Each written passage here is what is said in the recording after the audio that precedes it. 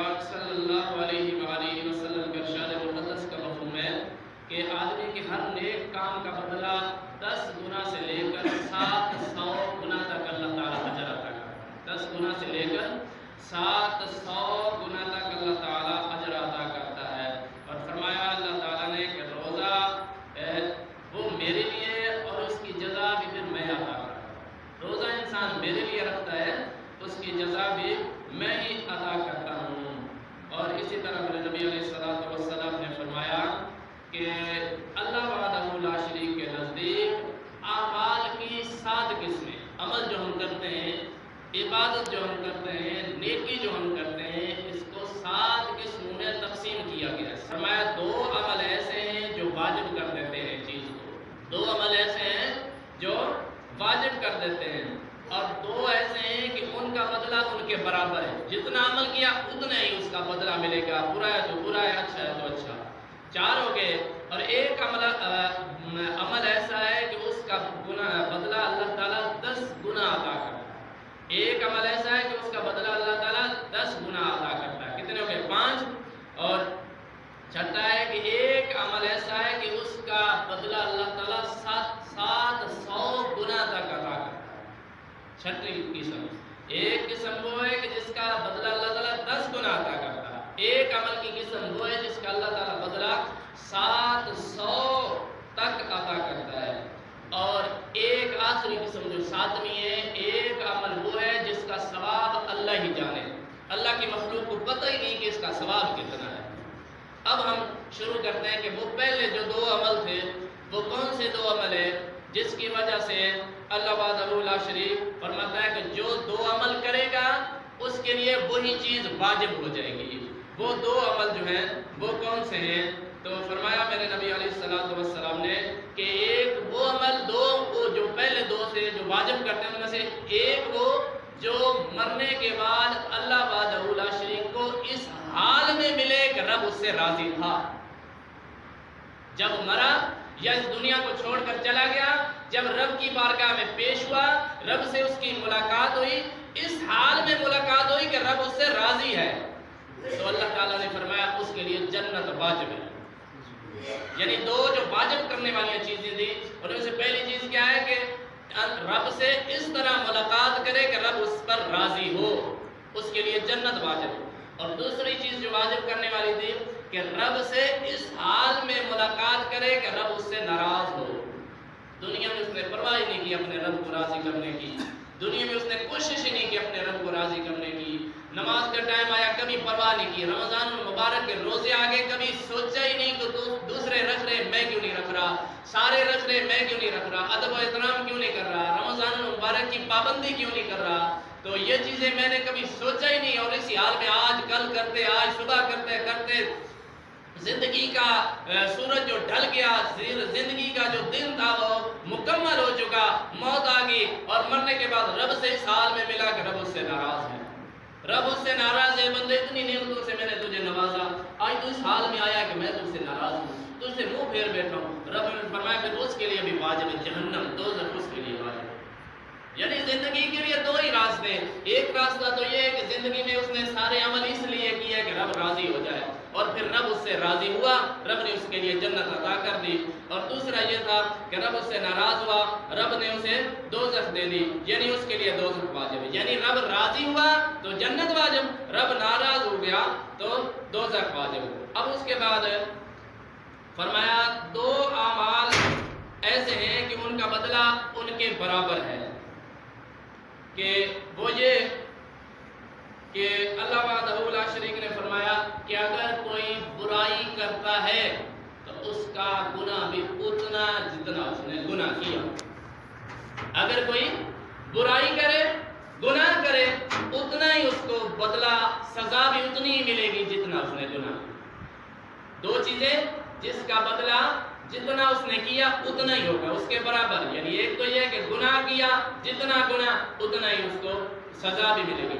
دوسرا یہ کہ اس نے نیکی کی نیت کی، نیکی کی نہیں، نیکی کی نیت کی، تو جتنی نیکیوں کی نیتیں کی اتنا ہی ثواب اللہ تعالیٰ کا۔ صرف نیت کرنے پر، نیکی کرنے پر نہیں، یہ 4 چیزیں ہوں گی، 2 جو واجب کرنے والی، دوزخ یا جنت، 2 جو برابر بدلہ دے رہی ہیں، وہ کون سی ہیں کہ گناہ کیا تو گناہ کی سزا بھی جتنا گناہ کی اتنا، نیکی کا ارادہ کیا جتنے نیکیوں کا ارادہ کیا ثواب بھی پھر اتنا، 4 ہوگی۔ اب 5ویں اور 6ٹھی چیز، 5ویں چیز ہے جس کا اجر 10 گنا ہے، جس کا اجر 10 گنا ہے۔ اللہ وحدہ لا شریک فرماتا ہے کہ کوئی بھی نیکی کی نیت کی، پھر نیکی میسر آئی، اس نے نیکی کی۔ آج ہم نے ارادہ کیا نماز جمعہ پڑھنا ہے، ہم نے پڑھا جمعہ، پڑھ لیا، اب نیکی مکمل ہوگی، اللہ تعالیٰ فرماتا ہے میں ہر نیکی کا اجر 10 گنا عطا کروں۔ پھر نیکی کا اجر، نیکی کا ارادہ کیا تو ثواب 1 گنا، جتنی نیکیوں کا ارادہ کیا ثواب اتنا، لیکن اگر نیکی مکمل کر لی ثواب 10 گنا۔ اب وہ کی کون سی چیز ہے جس کا ثواب 700 گنا تک ہے، یعنی اس نیکی کو ایسا گویا تم نے 700 دفعہ کر لیا، وہ کون سی نیکی؟ فرمایا صدقہ و خیرات۔ صدقہ و خیرات کرتے ہو اگر تم تو اللہ وحدہ لا شریک اس کا ثواب 700 گنا تک عطا کر دیتا ہے۔ پھر بھی رب فرماتا ہے اب یہ امتحان ہی ہے، واللہ یضاعف لمن یشاء، پھر میری چاہت ہے اور تیرا جذبہ ہے، پھر جتنا تیرا جذبہ، جتنی میری چاہت ہے میں اور اضافہ کر دوں گا، مجھے کوئی روکنے والا نہیں۔ 7ویں چیز جو آخری چیز تھی، فرمایا کہ وہ ہے جس کے ثواب کا کسی مخلوق کو پتہ ہی نہیں ہے کہ ثواب کتنا ہے۔ دوستو وہ ہے روزہ۔ روزہ اللہ تعالیٰ فرماتا ہے کہ انسان میری محبت میں رکھتا ہے، میرے خوف سے رکھتا ہے کہ کہیں میرا رب ناراض نہ ہو جائے، کہ رمضان المبارک میری زندگی میں جو آیا تو میں نے روزہ نہ رکھا، تو میری محبت میں اس نے روزہ رکھا، آج میرے یہ ثواب اتنا ہے کہ میری مخلوق اس کو گن نہیں سکتی ہے، کیونکہ حدیث میں فرمایا کہ اس کا ثواب میں عطا کرتا ہوں، مخلوق عطا کر ہی نہیں سکتی، اس کو پتہ ہی نہیں روزے کا ثواب کیا۔ لوگوں یہ روزہ صرف ماحول سمجھ کر نہیں رکھو، روزہ صرف ایسا نہیں رکھو کہ ہم مسلمان ہیں روزے آگے، اس لیے رکھو کہ اس کا ثواب رب نے اتنا عطا کیا ہے کہ مخلوق کے سامنے مخلوق دے ہی نہیں سکتی، مخلوق گن ہی نہیں سکتی، روزے کا ثواب اتنا ہے۔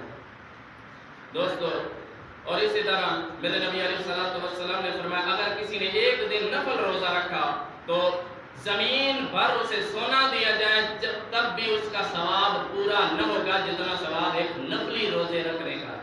زمین بھر سونا دیا جائے، جتنی روئے زمین ہے اتنا اگر اسے سونا دیا جائے، پھر وہ سونا بیچ کر اتنا ثواب حاصل کرنا چاہے، وہ ثواب نہ ملے گا جتنا ایک نفلی روزہ رکھنے کا ثواب ہے۔ تو یہ تو فرضی روزہ ہے، اس روزے کا ثواب کتنا ہوگا؟ زمین کو انسان ماپ نہیں سکتا، اور اس کا اندازہ ہے کہ رب العالمین نے فرما دیا کہ اندازہ یہ کہ زمین بھر خیرات کرنے کا ثواب، سونا خیرات کرنے کا ثواب نفلی روزے کا ہے، تو فرضی روزے کا ثواب کتنا ہوگا یہ انسان خود اندازہ لگا سکتا ہے۔ اور اسی طرح میرے نبی علیہ السلام نے فرمایا میری امت کو ماہ رمضان میں 5 باتیں عطا کی گئیں جو مجھ سے پہلے کسی نبی کو یہ تحفہ نہیں دیا۔ رمضان المبارک میں 5 تحفے رب نے اپنے نبی کو ایسے عطا کیے کسی اور نبی کو وہ رب العالمین نے عطا نہیں کیے۔ فرمایا اول یہ کہ رمضان المبارک کی جب پہلی رات آتی ہے تو اللہ تعالیٰ اپنے نبی کی امت کی طرف نظر رحمت فرماتا ہے، اور جس کی طرف رب رحم کی نظر فرما دیتا ہے پھر اسے عذاب نہیں ڈال دیتا۔ رب کا یہ اصول ہے جس کی طرف نگاہ کرم اٹھ گئی پھر اسے عذاب نہیں ہوگا۔ یہ ہے پہلا تحفہ۔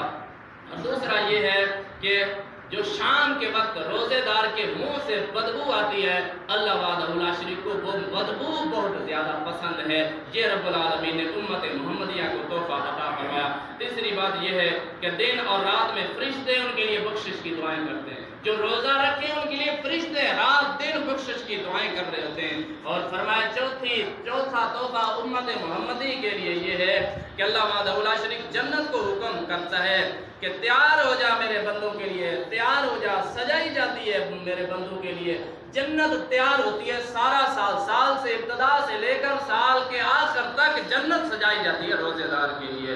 اور فرمایا 5ویں تحفہ یہ ہے کہ جب رمضان المبارک کی آخری رات آتی ہے تو اللہ وحدہ لا شریک ان سب کی مغفرت فرماتے ہیں۔ یہ 5 تحفے اللہ وحدہ لا شریک نے اپنے نبی علیہ السلام کو عطا فرمایا۔ ایک حدیث میں ایسا بھی آتا ہے کہ میرے نبی علیہ السلام ممبر پر خطبہ فرمانے کے لیے تشریف فرما ہوئے تو سیڑھیوں پر جب آپ قدم مبارک رکھ رہے تھے تو آمین آمین فرما رہے تھے، تو میرے نبی علیہ السلام سے صحابہ نے پوچھا یا رسول اللہ آج آپ نے کچھ بولا نہیں، صرف آمین آمین آمین فرمایا۔ تو آپ نے فرمایا کہ میں جب منبر پر قدم مبارک رکھ رہا تھا تو جبریل امین فرشتوں کے سردار، نوری مخلوق کے سردار دعائیں کر رہے تھے کہ یا اللہ جس کی زندگی میں رمضان المبارک کے روزے آ جائیں پھر اس مہینے میں بھی وہ اپنے رب کو راضی نہ کر سکے، وہ شخص تباہ و برباد ہو جائے۔ تو میں نے آمین بول دی۔ تو کتنی رب کی مغفرت اور رحمت ہے کہ اس مہینے میں بھی اگر رب نہ راضی ہو سکا تو پھر کس مہینے میں، کن دنوں میں اور کن راتوں میں وہ رب کو رو رو کے راضی کرے گا، جبکہ سب سے زیادہ قرب رب کا رمضان المبارک میں ہوتا ہے۔ تو جب فرشتوں کا سردار اشارہ کر رہا ہے کہ رمضان المبارک میں ضرور کوشش کرو، لاپرواہی نہ کرو، غفلت نہ کرو، غفلت کی نیند میں نہ سوئے رہو، لاپرواہی نہ کرو، اپنے رب کو راضی کرنے کی کوشش کرو۔ پھر جب میں نے قدم مبارک رکھا تو دوسری دعا کر رہے تھے کہ یا اللہ جس کے پاس اس کے نبی کا ذکر ہو، حضرت محمد مصطفیٰ صلی اللہ علیہ وسلم کا نام مبارک ذکر کیا جائے، پھر وہ درود پاک نہ پڑے، وہ شخص تباہ و برباد ہو جائے۔ تو یہ تو ہمارا سبق ہے، ہم بچوں کو بھی سکھاتے ہیں، جب میرے نبی علیہ الصلوۃ والسلام کا نام مبارک آئے تو کم از کم صلی اللہ علیہ وآلہ وسلم ضرور پڑھ لیا کرو۔ تو تیسری فرمایا کہ وہ شخص بھی تباہ و برباد ہو جائے جس کی زندگی میں اس کے والدین ایک یا دونوں ہی بوڑھے ہو گئے ہوں، پھر وہ ان کی خدمت کر کے اللہ وحدہ لا شریک کی رضا حاصل کرے۔ جس کی زندگی میں اس کے والدین بوڑھے ہو گئے ہوں، محتاج ہو گئے ہوں، ضرورت مند ہو گئے، ان کی خدمت کی ان کو ضرورت ہے، پھر وہ ان کی خدمت نہ کرے تو رب ان سے ناراض ہے، کیونکہ رب ان کا ادب قرآن میں سکھا رہا ہے۔ کیسی شان ہے والدین کی، رب قرآن میں ادب سکھا رہا ہے۔ رب قرآن میں فرما رہے ہیں ان کے سامنے اونچا بھی نہیں بولنا، اف تک بھی نہ بولو، لا تنہرہما، ان کو جھڑکو بھی نہ، اونچی آواز سے بات بھی نہ کرو۔ یہ رب والدین کا ادب سکھا رہا ہے، جن کا رب ادب سکھا رہا ہے، پھر فرما رہا ہے بڑھاپے میں ان کی چھاؤں اور سایہ بن کے رہو، ان کے لیے سکھ تیار کرو۔ اگر تم ان کو سخی نہیں رکھ سکتے ہو، اگر تم ان کی نافرمانی کرتے ہو تو تم شخص تباہ و برباد ہو سکتے ہو، کیونکہ جبریل امین دعا کر رہے ہیں اور فرشتوں کا سردار دعا کر رہا ہے اور نبیوں کا سردار آمین کر رہا ہے۔ تو دوستو یہ ہمارے پاس موقع آتے ہیں، خوش نصیب ہیں وہ لوگ جنہیں اللہ وحدہ لا شریک رمضان المبارک کی گھڑیاں عطا کرے، پھر وہ رب کو راضی کرے۔ خوش نصیب ہیں وہ جن کے پاس ان کے نبی کا ذکر آئے، پھر وہ صلی اللہ علیہ وآلہ وسلم یا درود پاک پڑھے۔ خوش نصیب وہ ہیں جن کے والدین دونوں یا ایک زندہ ہو، پھر وہ ان کی خدمت کر رہے ہوں۔ یہ خوش نصیبی ہے، یہ سعادت مندی ہے۔ روز حج اور عمرے کا ثواب ملتا ہے والدین کی زیارت کرنے سے۔